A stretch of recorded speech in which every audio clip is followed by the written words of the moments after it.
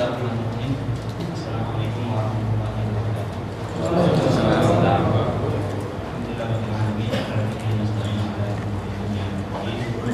Sallallahu alaihi wa ala alihi wa sahbihi ajma'in. Pertama kita kembali ucapkan doa kepada Ustaz kita atas kelahiran putra beliau Muslimah. Ucapkan Allah silakan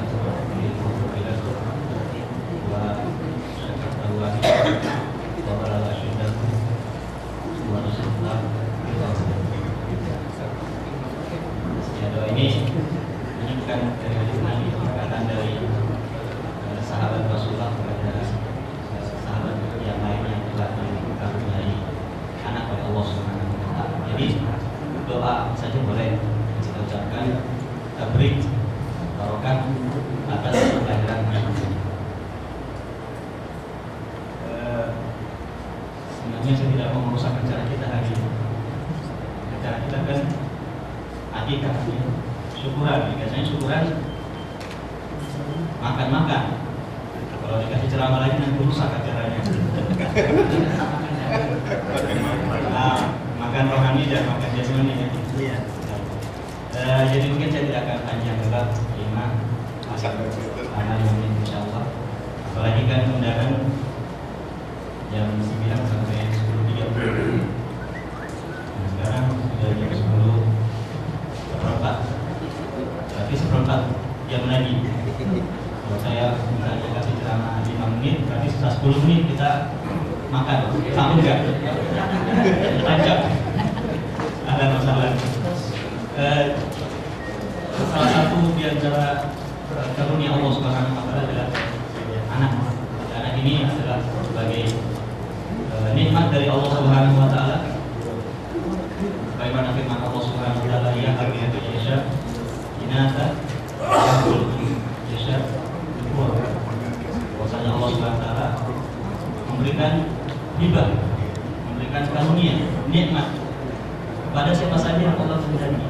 Memberikan laki-laki, ada yang dikaruniai anak perempuan, awil zawiyun perempuan, atau didapat laki-laki dan perempuan seperti Ustaz Nur Hasan, ada putri 3, putra 2, dan apa lagi 3.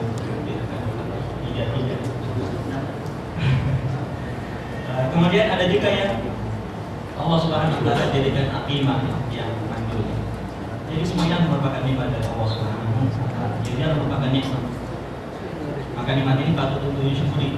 Jadi kalau akikah ini satu di antara bentuk kesyukuran kecil. Ini sangat kecil. Melakukan akikah salah satu di antara rangkaian syukur kepada Allah Subhanahu wa taala. Tapi kesyukuran yang terbesar adalah bagaimana disebutkan Allah Subhanahu wa taala. Malu. Jadi pertama yang merupakan nikmat patut untuk disyukuri. Dan dia adalah merupakan amanah. Jadi sebagaimana disebutkan tadi, jangan seperti kucing ya, hanya buat anak saja terus ya. Sampai banyak dikumpul tapi terlantar. Jadi apa ya? Tanda kutip sampah masyarakat. Nah, jadi anak ini perlu untuk kita didik karena merupakan amanah, dan amanah kita untuk mendidik anak ini sehingga menjadi anak yang saleh. Anak yang saleh merupakan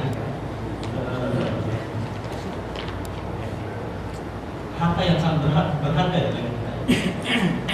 Tidak mata Adam kesempatan atau ilamin. Satu di antaranya akan terus mengalir pahalanya pada kita hidup dan setelah mati kita adalah waladun saleh. Yaitu bagaimana kita bisa menciptakan, bagaimana kita bisa melahirkan seorang anak yang saleh di tengah-tengah keluarga. Cara yang diberikan dan diajarkan oleh Rasulullah sangat banyak.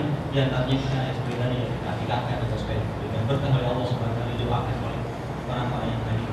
Kemudian kita lahir ya kita doakan, sebagian juga diajarkan walaupun hadisnya dalam spesial di dalam. Kemudian senantiasa kita berdoa pada Allah Subhanahu wa taala, Rabbana hab lana min azwajina wa dhurriyyatina qurrata a'yun.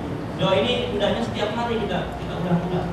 Karena yang membolak-balikkan hati Yang menjadikan seorang itu soleh adalah Allah Subhanahu wa Ta'ala. Bukan main. Al-Mahdi yang nantinya muncul di akhir zaman itu dalam satu malam saja Allah Subhanahu wa Ta'ala jadikan dia soleh. Dalam satu malam saja. Maka kita harapkan Allah Subhanahu wa Ta'ala menjadikan kita soleh. Kemudian juga tidak lupa kita harus belajar usaha. Tarbiyah, mendidik anak. Dan mendidik ini bukan pekerjaan satu hari, bukan pekerjaan 2 hari, tapi pekerjaan yang sangat panjang dan membutuhkan usaha yang sangat besar. Kita didik imaniyah, tanamkan nilai-nilai iman, nilai-nilai akidah kepada anak, akidah iman, sehingga menjadi benteng yang kokoh terhadap segala bentuk pemahaman-pemahaman yang keliru. Kita bentengi mereka dengan tarbiyah ibadah mereka. Kita ajari mereka ibadah, salat. Kemudian juga kita berikan tarbiyah khuluqiyah. Ajarkan akhlak yang unik. Kita lihat banyak anak-anak yang masih kecil sudah kurang kepada orang tuanya, kepada kawan-kawannya, kepada guru-gurunya, melakukan keonaran di sana sini. Ini yang mana kita juga tercoreng banyak sekali. Kita didik akhlak, ajarkan bagaimana akhlak Rasulullah. Dan yang penting juga adalah tarbiyah fikriyah. Tarbiyah fikriyah kita membina fikrahnya. Jangan sampai nodai dengan fikrah-fikrah yang banyak tersebar sekali. Paham yang sesat. Sekarang ini misalnya Syiah, kita tanamkan pada fikrah anak kita bahwa Syiah itu adalah sekte yang sesat, yang berbahaya, yang terus yang tidak maka kita sebutkan pada anak kita agar supaya mereka paham bahwasanya sekte-sekte tersebut merupakan sesat dan bersesat. Kita tarbiyah anak-anak kita sehingga akhirnya inilah hasil amalan kita. Mereka lah amalan kita sebagaimana kita sebutkan tadi. Waladun sholih yad'u lahu, dan saya tutup dengan firman Allah Subhanahu wa Ta'ala, walladzina amanu wattaba'athum dzurriyyatuhum biimanin alhaqna bihim dzurriyyatahum wa ma alatnahum. Dan orang-orang yang beriman, wattaba'athum dzurriyyatuhum biimanin, dan anak-anak cucunya, keturunannya ikut juga soleh, ikut juga beriman sebagaimana orang tuanya. Alhaqna bihim dzurriyyatahum, maka mereka akan dikumpulkan nanti di akhirat. Jadi bukan kumpul di dunia saja, tapi sampai di akhirat mereka akan dikumpulkan oleh Allah Subhanahu wa Ta'ala. Wa ma alatnahum min amalihim syai'. Amalan mereka akan bisa diangkat oleh Allah Subhanahu wa Ta'ala.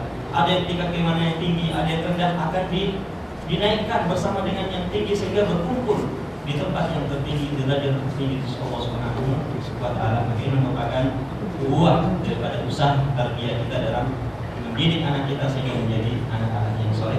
Sekali lagi saya tidak ingin merusak acara kita. Sudah terbayang-bayang sate